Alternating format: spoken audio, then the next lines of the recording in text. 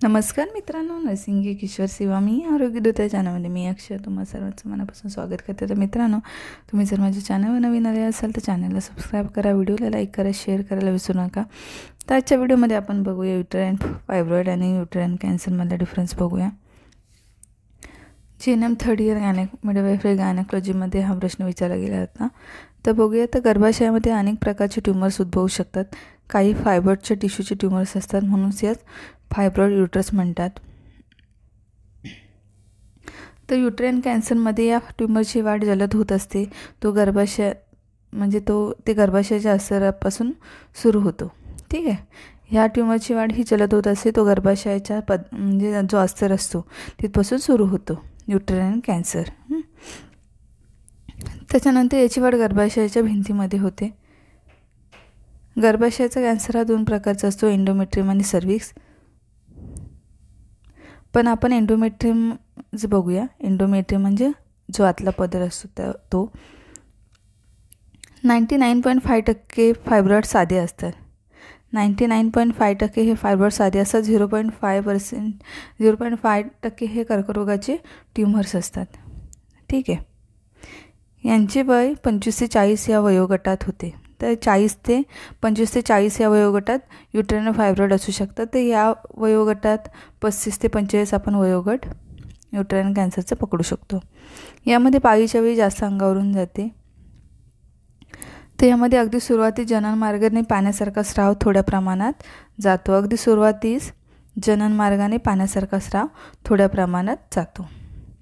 6वा फरक आहे, फायब्रॉइड मोठे असल्यास रक्ताभिसरणात अडथळा येतो। तर युटेराइनचे फायब्रॉइड जे मोठे असल्यास रक्ताभिसरणात अडथळा येतो। तर कॅन्सरचा प्रसार लिव्ह ग्लँड्स व त्या ठिकाणच्या मज्जातंतूमध्ये झाल्याने गंभीर स्वरूपाची पायदुखी, कंबरदुखी सुरू होते।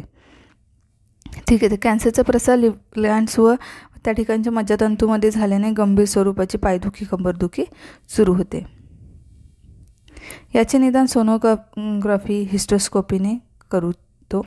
तर याचे निदान म्हणजे की युटेराइन कॅन्सरचं जे निदान आहे ते pap smear, x ray, sonography, colposcopy, endometrium biopsy, lymph angiography यासारख्या टेस्टने करता येतं। याच्या उपचार म्हणून औषधे, याच्यावर उपचार फायब्रॉइडवरती औषधं देऊ शकतो। मायोमेक्टॉमी अथवा हिस्टेक्टॉमी यासारख्या शस्त्रक्रिया कराव्या लागतात फायब्रॉइड काढण्यासाठी। लॅप्रोस्कोपीद्वारे काढता येतं। तर याच्यावरती पण शस्त्रक्रिया, रेडिएशन, केमोथेरपी आपण देतो, हार्मोनल थेरपी आपण देऊ शकतो। गर्भाशयाचा फायब्रॉइड हा क्वचित जीवघेणा ठरतो। तर जर उपचार घेतले नाही अथवा निदान लवकर न झाल्यास त्या व्यक्तीचा मृत्यू होऊ शकतो युटेराइन कॅन्सरने। विपरीत परिणाम, वंध्यत्व, कायमस्वरूपी गर्भाशय काढून टाकणे। याचे विपरीत परिणाम काय, तर वंध्यत्व येऊ शकतं किंवा कायमस्वरूपी गर्भाशय काढून टाकणे।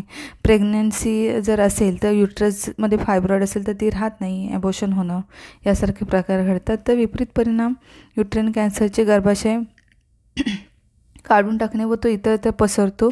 उपचार वेळेत न झाल्यास मृत्यू। म्हणजे जर विपरीत परिणाम म्हणजे काय, तर गर्भाशय काढून टाकणे, ठीक आहे।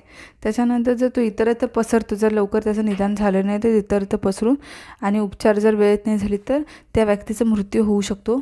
4th स्टेजला गेल्यावरती, 3rd स्टेजला गेल्यावरती जर खूप उशिरा काळ आला तर त्या व्यक्तीचा मृत्यू होऊ शकतो आणि ती व्यक्ती मृत्युमुखी पडू शकते। अशा प्रकारे ह्याचे विपरीत परिणाम आहेत। त्याच्यानंतर आता आपण अशा प्रकारे ह्याचे विपरीत आपण डिफरन्स बघितले युटेराइन फायब्रॉइड, युटेराइन कॅन्सर। तर माझा व्हिडिओ शेवटपर्यंत बघा, कारण कसं आहे मध्ये मध्ये बघितलं तर मी गाबलते, कन्फ्युजन होतं कधी काही लोकांना। तर अशा प्रकारे आजचा व्हिडिओ होता। लवकरच भेटू नवीन नोट्ससोबत। तोपर्यंत काळजी घ्या, मस्त राहा, स्वस्थ राहा। धन्यवाद। आणि नोट्स काढून घ्या, तुमच्या नर्सिंग ट्युटरने जे तुम्हाला शिकवलं आहे त्याच्याकडे लक्ष द्यायचं आहे।